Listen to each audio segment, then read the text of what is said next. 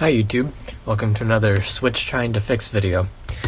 This is another eBay buy. Doesn't power on, so no need to preface, you know how this works. Let's just get right into it. Start with the amp meter. See what it draws. So plugging in now, 0.46. Okay. So this came from just, your typical eBay buyer. But he seemed like a really sort of small eBay shop.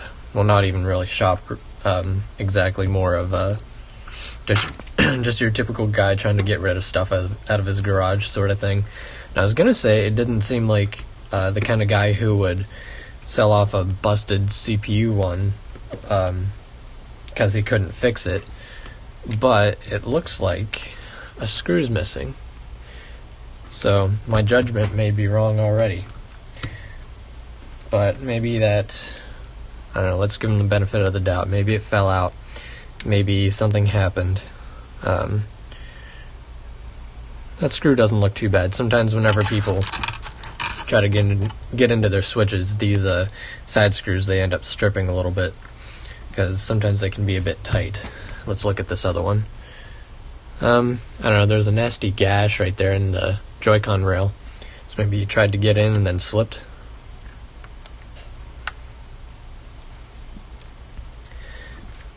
These bottom screws are still in. See, are they tight? No, not really. Usually they kind of pop out of place whenever you first start unscrewing them because they're so tight in there. But anyway, take off the cover, see if well, that's busted. That little screw post, and these two are okay. Let's see, are any of these screws out? Doesn't look like it. So maybe it was just that one that fell out. But, never know. Let's see.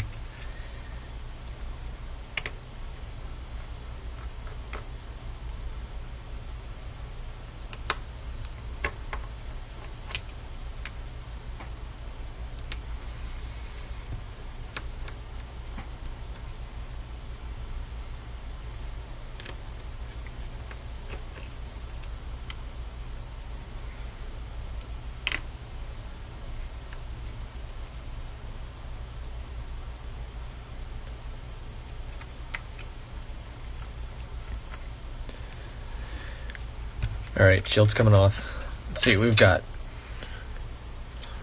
We've got a very nice looking switch. Cool. There's the water damage indicator, not triggered. Everything looks in place. Nothing looks tampered with. The NAND chip on the last switch we did was obviously messed around with. Ooh. See this heat pipe here? See how it's warped? It's not normally supposed to be like that. So maybe he tried to take it out. Oh yeah, he definitely did take it out. See how the foam's broken? Uh-oh. Oh no. Okay, well, there's a little resistor or capacitor right here next to the M9 charge chip that is connected up to the circuit that leads up to PI3 USB, which is the video chip who oftentimes fails and will throw the 0.46 amperage, assuming it's not the CPU, which is throwing that amperage. So, let's test that capacitor. See what he's saying.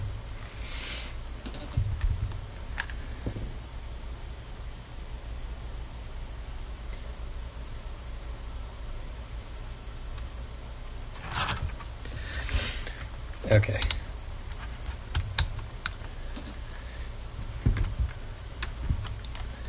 Continuity mode, beep. Yeah, there we go, beep.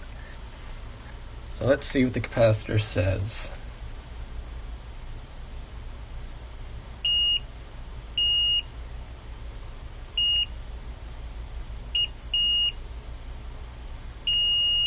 Looks fine.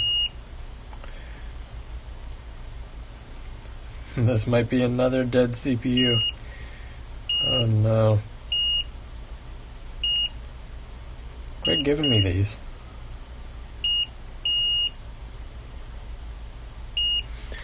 Alright, well, just gotta take out the board and turn it over, because that's where the video chip is.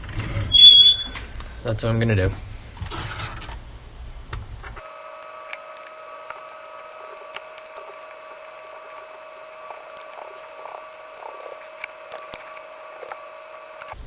Okay, time to take out the board. Let's see what we've got.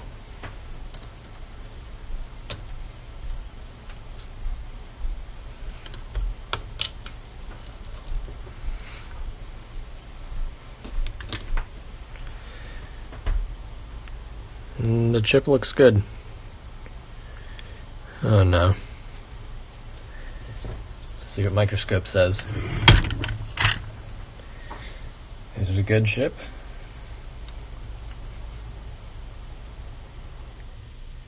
Looks fine. Doesn't look tampered with at all. Let me test the capacitors around it.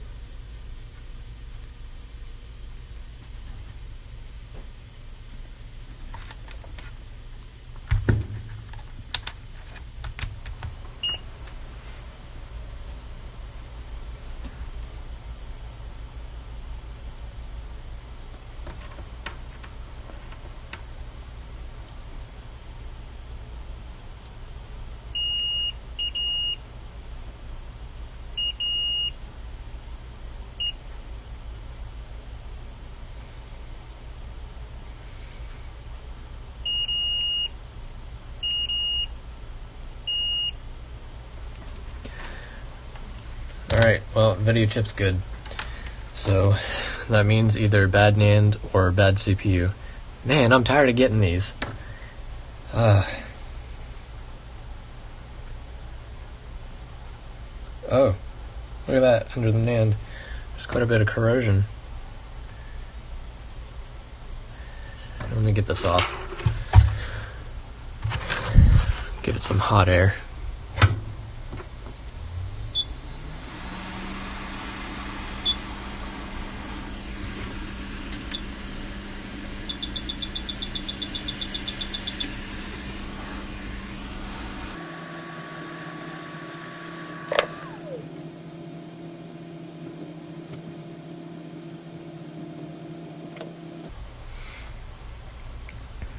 Okay. Oh yeah, that is 100% corroded. Well, I mean, the entire thing isn't. That's not what I meant. I mean, there is definitely some corrosion on here. Interesting. I wonder how that happened. The water damage indicator on the switch was fine, and there were no other signs of corrosion anywhere. At least not that I saw. Let me take off the shielding that's underneath the NAND. See if there's any corrosion underneath there. Oh wait, no, I'm seeing some near the LCD connector. Yeah. See that? Almost looks like... Well, I was gonna say almost looks as if it's been cleaned, but yeah, I don't know about that. I don't think it's been cleaned. Yeah, bottom of the board is fine, which would make sense why the water damage indicator wasn't triggered. And it doesn't look like it really got beyond anywhere past the NAND chip, which is good. Which means the CPU is probably alright. But if we can't get the NAND going, then we can't get the system going. Needs the NAND. Needs that NAND. Can't put a new one in. Really strange how they make this little NAND chip removable, like very easily removable, yet you can't replace it. Okay, looks like the shielding did its job. There's nothing underneath there that's corroded. So, let me zoom in a little bit more. Take a look at this.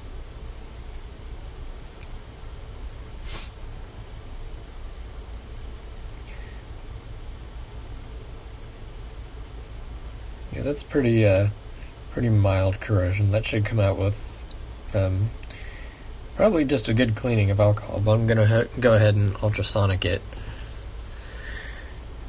This definitely needs ultrasonic. The NAND chip. There's no way I'm getting underneath there. Okay, I just hope turning it on didn't cause any shorts.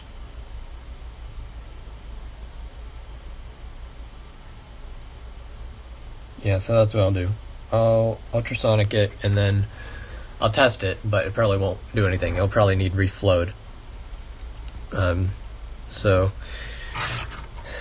yeah, ultrasonic, reflow, and we'll see. We'll go from there.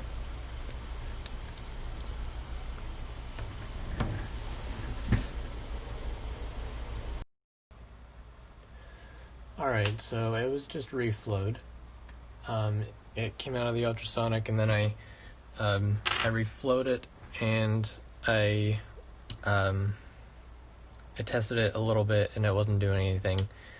So I reballed it now.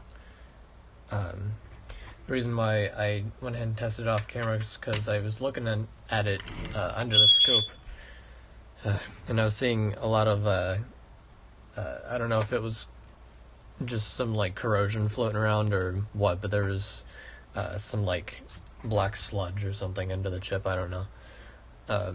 So that's why I did that. So I reballed it, and I think it's the best it's gonna get. I used a stencil and everything to make sure all the solder balls were in the right spot. And I found that black sludge stuff. I don't know what it was, but it was, just there floating around. So let's put it in. And actually, before we test to see if it turns on, let's test the circuit to see if it's shorting to ground.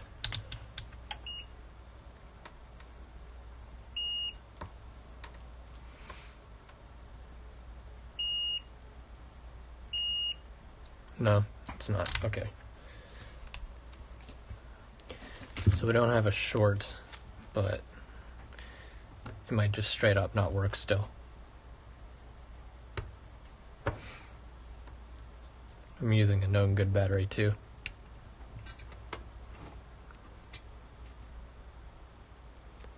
Here's the 0.46. And it's not going to drop. Yep, so it's going to stay there. Just like the past 10 switches. Man, I don't know why I keep getting these. Doesn't sound like it's doing anything. Yeah, well, that was it. It was another bad NAND chip, and there's nothing we can do about that.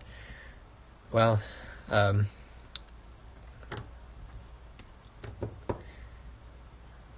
was going to say maybe I could take off the shielding, take a look at the CPU, but it's 100% the NAND chip, and I just did everything that I possibly can to it. And if it's not working now, it's not going to. So, okay, I think that'll wrap it up. Thanks for watching. If you like what you saw, consider giving me a subscribe on your way out. Thanks. Bye.